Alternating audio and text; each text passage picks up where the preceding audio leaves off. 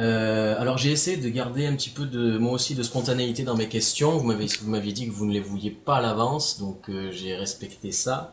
Et de mon côté, j'ai gardé un axe quand même dans certaines de mes questions, mais elles seront pas intégralement lues et parce que déjà rédigées entièrement. D'accord, Alors il y a des questions qui ne sont pas strictement de moi, mais que je me pose également et qui par contact avec mon entourage me viennent également à l'esprit d'accord.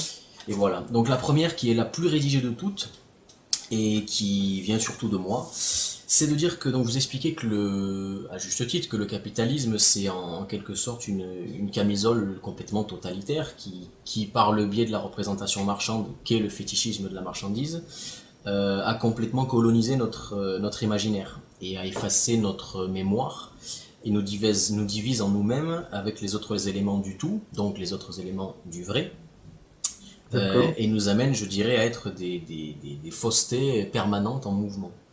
De plus, vous insistez aussi beaucoup sur le narcissisme qui est beaucoup, on va dire, un peu auto-injecté dans la société dans laquelle on est, de façon immanente, puisqu'il découle, pardon, ce narcissisme du fétichisme de la marchandise et plus largement du mode de production capitaliste en domination réelle, qui est le symbole de l'accomplissement totalitaire de la marchandise qui produit de l'inhumain par l'humain dans un antinaturalisme achevé. Ainsi, comment, tant que les conditions objectives de la caducité du système de production capitaliste ne sont pas encore arrivées à maturité, euh, comment et que donc pendant ce temps-là la conscience fausse règne en dictatrice sur le monde et sur notre esprit à tous. Comment faire lorsqu'on est en présence d'une personne, et c'est très important ce détail-là, qui émet sa volonté d'aller vers la pensée radicale? Comment se comporter, que faire de plus dans l'idée que soi-même être et incarner l'être au mieux qu'on peut au quotidien? Que faire de plus pour tenter d'ouvrir vers la vérité cette conscience fausse qui se dit elle-même avoir saisi qu'elle était dans le faux et qu'elle désire aller vers le vrai, mais qui serait dans une un peu comme on rechignerait un petit peu à sauter d'un précipice l'élastique dans le dos, mais on a envie de le faire pour la sensation parce qu'on sait que ça vaut le coup, mais on a une retenue parce qu'on dit je vais me marginaliser, je vais mettre la lumière sur des choses que j'avais volontairement et bien agréablement mis dans l'ombre depuis toujours. Euh, Comment se comporter face à des personnes qui en plus éventuellement peuvent être dans notre cœur ou pas. C'est pas forcément important ça, mais lorsqu'on est en face de quelqu'un qui ait fait cette demande-là, mais qui est dans une certaine retenue.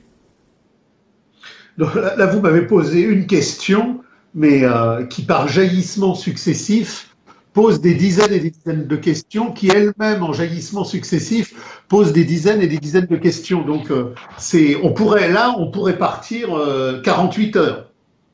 Ça serait avec plaisir. Donc, déjà, si vous voulez, quand vous me posez la question de la personne et que vous posez le problème de la conscience, il faut comprendre que la conscience vraie n'est pas un donné. La conscience vraie est une lutte, c'est un combat. La conscience vraie est le mouvement par lequel la conscience fausse s'auto-abolit. Et là, on a une constance dans la radicalité critique qui, de Marx, nous renvoie à Hegel, qui, de Hegel, nous renvoie au présocratique, et qui, dans une totalité dialectique, nous renvoie à quelque chose qui n'est pas une construction intellectuelle, une équation cérébrale, mais le mouvement réel de l'histoire. Autrement dit, les présocratiques, Hegel et Marx, n'inventent rien, ils ne font que traduire un automouvement qui les traverse, et si la conscience radicale, dans sa forme la plus accomplie, la plus subversive, la plus riche, émerge dans ce grand mouvement de fracture des années 1848-1870 en tant que mouvement réel du prolétariat dans le mouvement qui va vers son auto-abolition, mais qui reprend les luttes de toutes les paysanneries traditionnelles autour de leurs communaux, euh, du néolithique jusqu'à la modernité, ça signifie bien que la conscience est une pratique sociale. La conscience n'est pas une masturbation cérébrale, la conscience est une pratique sociale, et la conscience vraie, c'est d'abord la vérité d'une pratique sociale qui s'auto-accomplit dans la certitude visible d'elle-même. Donc, ce qui est très important, c'est que la conscience est une douleur, c'est un combat, c'est un arrachement, c'est un polémos, et la conscience résulte d'une pratique sociale qui ouvre le chemin du combat et qui, à travers la trajectoire émancipation-aliénation, permet de discerner les véritables enjeux de l'histoire contre les enjeux idéologiques de la falsification aliénatoire. Donc, je reviendrai là-dessus après pour positionner ça par rapport à une personne qu'on rencontre et avec qui on veut ouvrir le chemin. Mais dans la question, un des éléments essentiels dans la sémantique du prononcé, c'est que quand vous avez dit mode de production capitaliste. Mode de production capitaliste, qu'est-ce que ça veut dire? C'est qu'il y a une modalité historique de production. La production, c'est pas simplement une machinerie matérielle qui produit dans les campagnes du blé et dans les villes des boulons. L'homme se produit en produisant, et l'homme se produit à un niveau donné de son humanité en mouvement, en fonction des circonstances objectives précises, du déterminisme qui organise la dialectique des forces productives, qui produit sa temporalité. Donc, le grand pas en avant méthodologique de Hegel et de Marx, qui va au bout de cette logique, c'est qu'il n'y a pas de l'histoire, il n'y a pas une chronologie, il n'y a pas des séquences, il n'y a pas des temps, il n'y a pas le début, il n'y a pas la fin. Puis il y a des événements qui se succèdent comme ça, dans une matérialité chronologique, mais qui est faite de hasard, qui est faite de providence, de nécessité, de zigzag. Il y a une logique historique qui se produit à travers des modes de production. Si je m'intéresse à l'histoire et que je suis à Rome en 50 après Jésus-Christ, c'est pas du tout la même chose que en 1244 au moment de la croisade albigeoise. Ça n'a rien à voir avec 1871 la Commune de Paris ou 1919 la Commune de Berlin. Donc l'histoire, c'est pas simplement le fait que ça bouge, que les sociétés se structurent, se déstructurent, que des empires naissent, que des empires meurent. Il y a une logique intérieure, profonde, derrière la chronologie de l'écume des choses, et c'est ce qu'on appelle un mode de production. La vie romaine a des spécificités parce que la rente foncière de l'Antiquité esclavagiste a produit autour du bassin méditerranéen une spécificité qui s'appelle le mode de production antique. La réalité despotique orientale des empires indiens ou des empires chinois, c'est pas un truc comme ça parce qu'il y aurait un folklore oriental qui produirait les structurations symboliques du mandarin. Il y a un mode de production. Donc, ce qu'il faut comprendre, c'est que le concept décisif est celui de mode de production. L'histoire est une longue série de modes de production qui surgissent, qui à certains moments connaissent des crises, et ces crises ne sont pas des crises politiques, sociales, économiques, parce qu'il y a des dysfonctionnements mal équilibrés qui auraient pu être mieux équilibrés. C'est parce qu'il y a une sanction de vie, une sanction de déploiement et une sanction de mort. Donc, on sort du subjectivisme et de l'empirie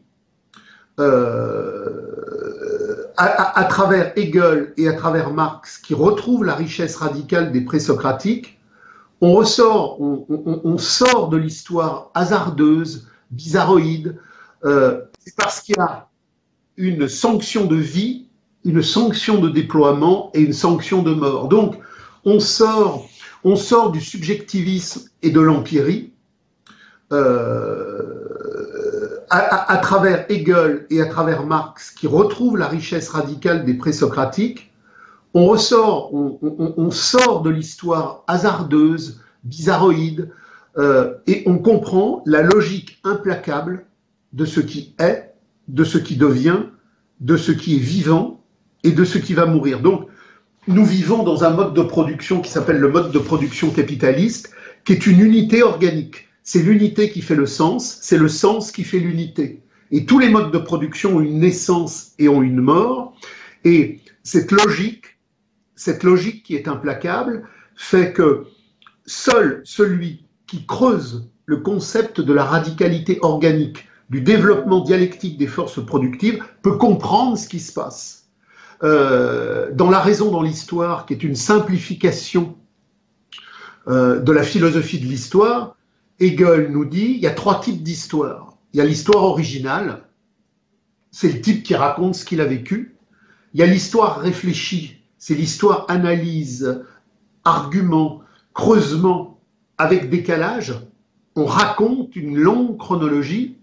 Et puis il y a l'histoire critique, l'histoire radicale, qui va au-delà et qui comprend que derrière les phénomènes, il y a des essences, il y a des concepts qui creusent en radicalité. Et celui qui comprend d'où vient l'histoire et où va l'histoire, c'est celui qui justement comprend que la vérité s'inscrit toujours en négatif de l'apparaître immédiat dans une substance des profondeurs. Et cette substance des profondeurs, c'est que si, à partir de cette méthodologie radicale de la critique subversive et de la dialectique incendiaire, je vais au plus profond de l'acte néolithique des premiers surplus agraires qui vont produire le troc, qui vont produire les échanges, j'ai toute l'histoire du monde à travers Rome, à travers la féodalité, à travers l'époque baroque, à travers l'époque classique, à travers la Révolution, à travers 1848.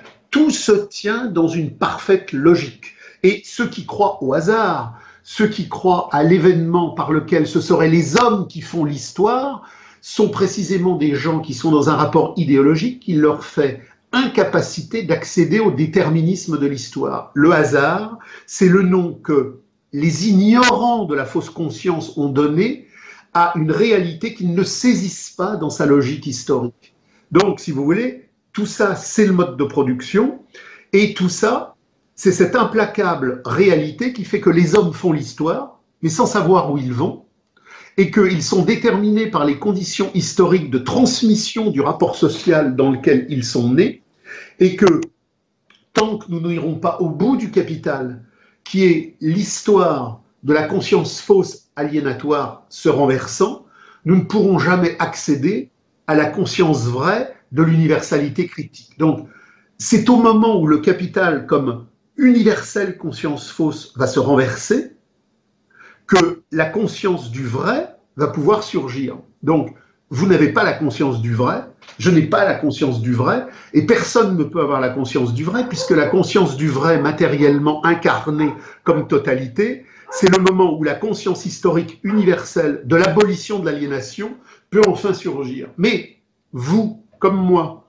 comme Bernard, comme Brigitte, comme tous ceux qui nous entourent, peuvent, dans l'ardeur de la passion de l'authentique, dans l'ardeur authentique du vrai jouir, du vrai vibrer, du vrai vivre, trouver le cheminement méthodologique qui n'est pas cérébral, mais qui est tripal, qui est jouissif, qui déjà nous indique en tendance le mouvement vers lequel nous devons aller pour aller vers l'émancipation. Et là, on rencontre, comme vous l'avez dit, des personnes qui sont à des degrés différents, à des étapes diverses de l'aliénation. Certains parmi nous comprennent beaucoup. Certains parmi nous comprennent un peu, certains ne comprennent pas grand-chose en fonction de leurs histoires, de leurs rencontres, de leur lecture, de leur énergie, de leur asservissement. Mais il y a toujours, quand on rencontre quelqu'un, entre notre réalité et sa réalité, la capacité communière à ouvrir un chemin d'authenticité pour commencer à ouvrir un chemin de vérité. D'accord. Donc ça reste quand même non illusoire et pas forcément masturbatoire, comme vous dites des fois, que d'être en contact avec une personne qui nous dit j'aimerais aller vers ça. C'est pas illusoire de penser qu'on peut éventuellement être, alors pas une béquille, parce qu'il faut pas avoir cette prétention-là, mais une aide et une présence et un soutien concret à des gens comme ça, c'est tout à fait possible et faisable et encourageable même. Tous les jours, alors bien évidemment, ça dépend de notre réalité quotidienne, mais tous les jours, nous sommes en situation à la fois théorique et pratique de rencontrer des gens qui sont en questionnement, parce que tout le monde est en questionnement. Alors, questionnement avoué ou questionnement enterré. Quelqu'un frappe à ma porte en me disant il y a plein de choses qui vont pas, je voudrais comprendre, ça craque, je veux avancer. Il y a quelque part là un explicite qui est fort. Et j'ai une mère de famille qui me dit je veux venir vous voir avec ma fille qui est anorexique et qui, entre guillemets, ne dit rien. Cette jeune fille anorexique qui ne dit rien dit quelque chose par son anorexie. Donc, on dit tous quelque chose, même si on est muet. Si je crie ma douleur d'être encaserné dans ce monde, c'est explicite. Je veux avancer parce que ce monde m'est insupportable. Mais l'adolescent agoraphobique, le rescapé des drogues dures ou des drogues molles, ils ont dit aussi quelque chose sous une autre forme. Donc tout le monde dit quelque chose. On est entouré de gens qui disent quelque chose. Et je ne sais pas si vous connaissez ce fameux texte de Marx sur le suicide de Peuchet. C'est un très grand texte parce que justement, à partir de ce texte, on comprend que la personne qui va se suicider ou qui va tenter de se suicider ne dit pas en le monde de l'aliénation qu'elle ne veut pas vivre.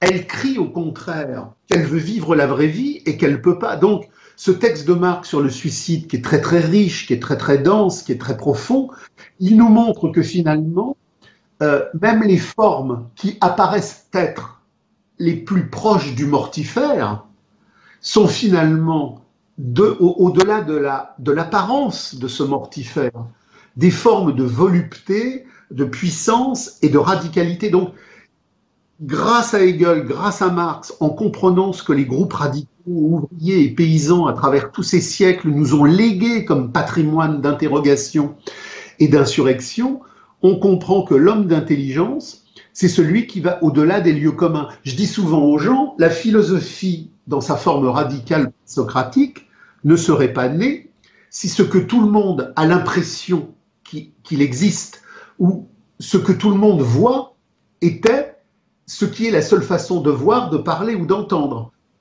Si la philosophie est née, c'est que la parole des juristes, des médecins, des journalistes, des politiques, ne dit pas tout, ou dit le faux, ou dit le vrai de façon tronquée ou renversée, mais la philosophie est née parce que les autres paroles, les autres discours ne remplissaient pas la fonction, l'exigence d'authenticité.